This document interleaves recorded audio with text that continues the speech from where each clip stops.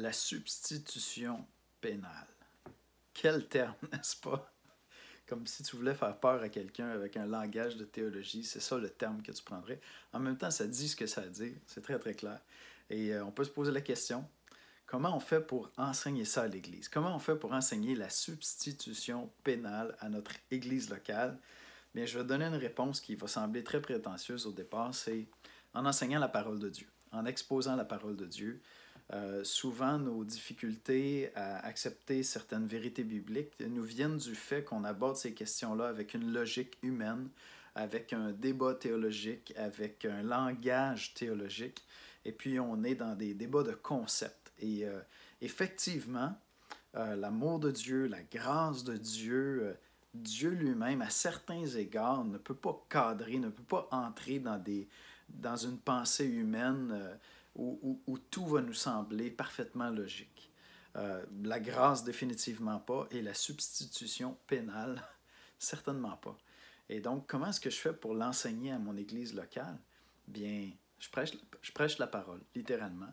C'est-à-dire que on s'assure à l'assemblée chez nous que généralement, nous sommes en train d'exposer un livre biblique. On prend un des 66 livres de la Bible et systématiquement, nous passons à travers ce livre-là. Et j'applique toutes mes capacités lorsque j'ai à prêcher à discerner dans le passage quelle est l'idée principale de l'auteur biblique, quel est son argument. Et son argument et son idée principale doivent devenir l'argument et l'idée principale de mon exposé que je vais partager avec l'Église, de ma prédication, de mon enseignement.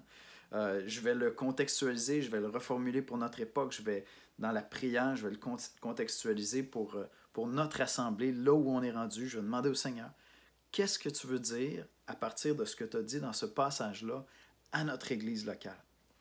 Mais, bien que je veuille contextualiser, je mets tous mes efforts à respecter l'idée principale du passage et son argument.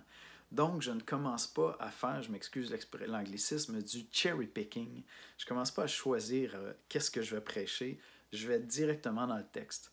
Et en faisant cela, bien, je vais aborder des sujets difficiles comme la substitution pénale. Je vais arriver dans des passages comme dans 2 Corinthiens au chapitre 5, verset 21. « Celui qui n'a point connu le péché, il l'a fait devenir péché pour nous, afin que nous devenions en lui justice de Dieu. » Christ s'est substitué. Il a fait devenir péché pour nous. Et donc, ma réponse, qui semble peut-être prétentieuse, mais j'espère que j'ai bien expliqué ici, c'est tout simplement que je vais prêcher le texte.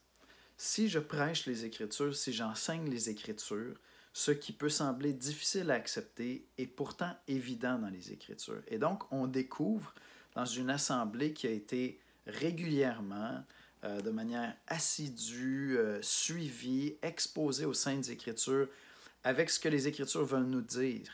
Non pas avec des sujets que j'aurais à cœur d'aborder comme prédicateur, mais vraiment exposer les Écritures.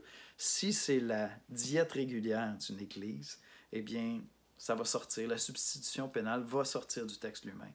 Si au contraire, j'y vais de mes dadas, de mes sujets préférés constamment, et que je me promène dans les Écritures pour faire du proof texting, je choisis mes passages pour démontrer ou exposer mes sujets préférés, bien effectivement, quand je vais arriver dans des sujets difficiles comme ceux-là, des sujets magnifiques, soit dit en passant, mais difficiles, eh bien, je vais être devant une assemblée qui a été habituée à être satisfaite toujours dans sa logique, plutôt qu'à se soumettre et à être émerveillée par la parole de Dieu.